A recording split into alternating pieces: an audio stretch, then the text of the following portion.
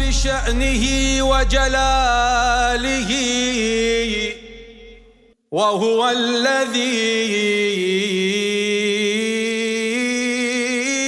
بلغ العلا بكماله.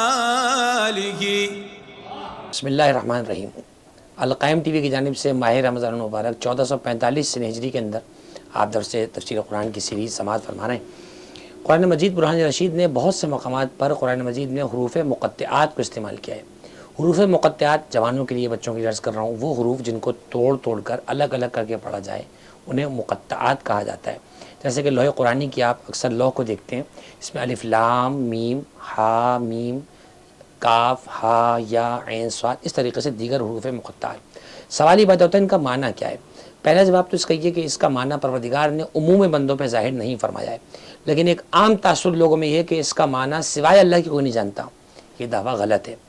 تفسیر قشیریہ میں ابو القاسم قشیری نے اس بات کو لکھا ہے کہ امام جعفر صادق علیہ السلام سے کسی نے پوچھا کہ کیا ان الفاظ کے معنی اللہ کے سوا کوئی نہیں جانتا؟ امام نے فرمایا کذب المسلمون، فرمایا لوگ جھوٹ کہتے ہیں، مسلمان جھوٹ کہتے ہیں. اللہ سبحانہ و تعالیٰ نے ان حروف مقطعات کا علم ہم آل محمد کے سینوں میں نازل فرمایا ہے. چنانچہ حروف مقطعات یہ وہ حروف ہوتے ہیں کہ جن میں پروردگار کچھ کوڈ ورڈز میں باتیں کرتا ہے، ان کی طرف اشارے ہوتے ہیں. ہمارے پاس بہت ساری تفاسیر میں ان کے مختلف معنی موجود ہیں. جو شوق رکھتے ہوں معنی الاخبار کا مطالعہ فرمائیں، شیخ صدوق رحمۃ اللہ علیہ کی کتاب معنی الاخبار ہے، وہاں پر اس کی تفصیل سے بیان فرمایا گیا. اس کو الف لام میم ذالک الکتاب لا ریب فیہ ھدی للمتقین. اللہ ارشاد فرماتا ہے یہ وہ کتاب ہے جس میں کوئی شک نہیں، کوئی ریب نہیں. چونکہ ہماری گفتگو قرآن مجید کے حوالے سے میں توجہ چاہوں گا دوستوں کی. ایک مرتبہ ہم عربی میں کہتے ہیں لفظ شک، ایک مرتبہ عربی میں لفظ کہتے ہیں ریب. شک اور ریب ترجمہ عمومی طور پر دونوں کا ایک کیا جاتا ہے، لیکن دونوں میں زمین آسمان کا فرق ہے. شک اسے کہتے ہیں جو چیز آنے کے بعد دور کی جائے، اور ریب اسے کہتے ہیں جو ابھی آئی بھی نہ ہو اور اسے آنے سے پہلے دفع کر دیا جائے، اسے ریب کہا جاتا ہے.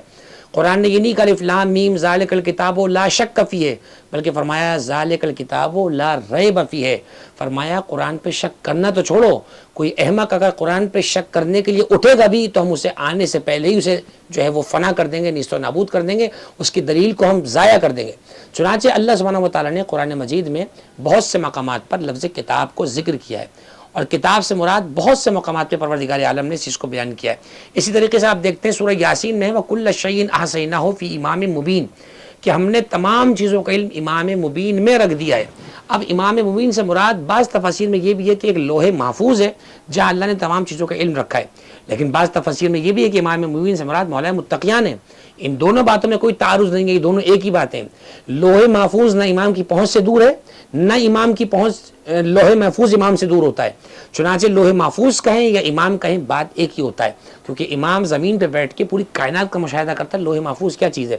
اسی طریقے سے آپ دیکھیے یہ جو اللہ نے فرمایا ذالک الکتاب لا ریب فیہ، یہ وہ کتاب ہے جس میں کوئی شک نہیں. سوال یہ پیدا ہوتا ہے اس کتاب سے مراد کیا یہی کتاب قرآن مجید ہے یا کوئی اور بھی کتاب مراد ہے؟ ہم اپنی سیریز میں بیان کر چکے ہیں کہ ایک تفسیر ہے، ایک تعویل ہے.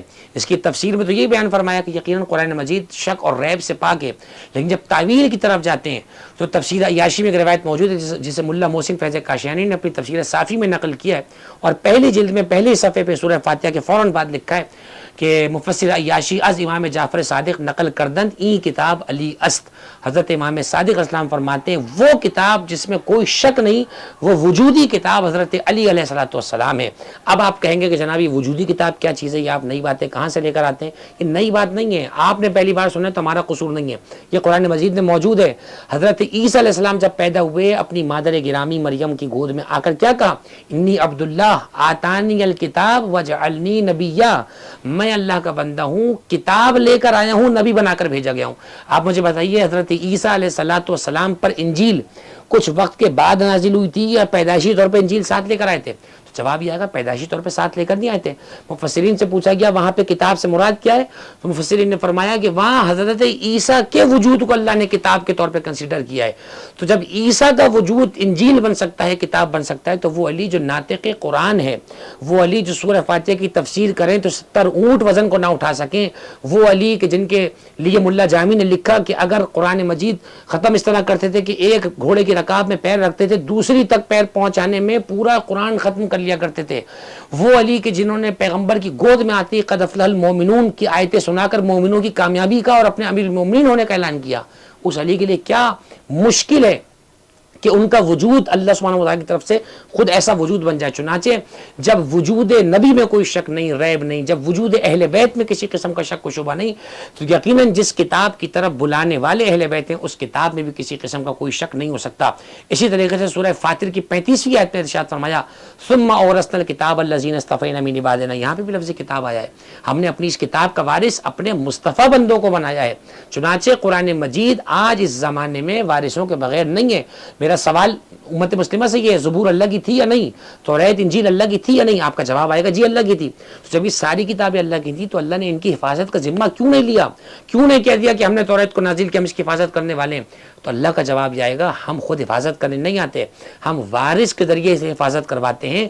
چونکہ ان کتابوں کا ہم نے کوئی وارث نہیں چھوڑا تھا، لہٰذا ہم نے ان کتابوں کی ضمانت کو اپنے پاس سے ختم کر دیا۔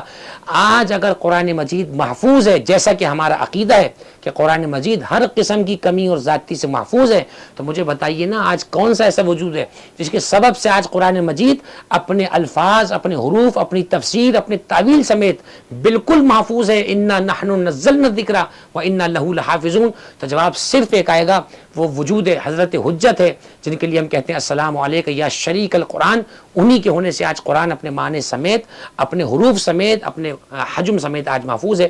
چنانچہ ہمیں چاہیے کہ ہم رمضان مبارک میں قرآن مجید کی طرف التفات کریں، اس کو پڑھ کر اللہ کے نور کو حاصل کریں، تفسیر کا درس پڑھیں تاکہ ہمیں قرآن کا کم حق کو درس حاصل ہو۔ السلام علیکم ورحمۃ اللہ وبرکاتہ۔ يا أبا عبد الله يا أبا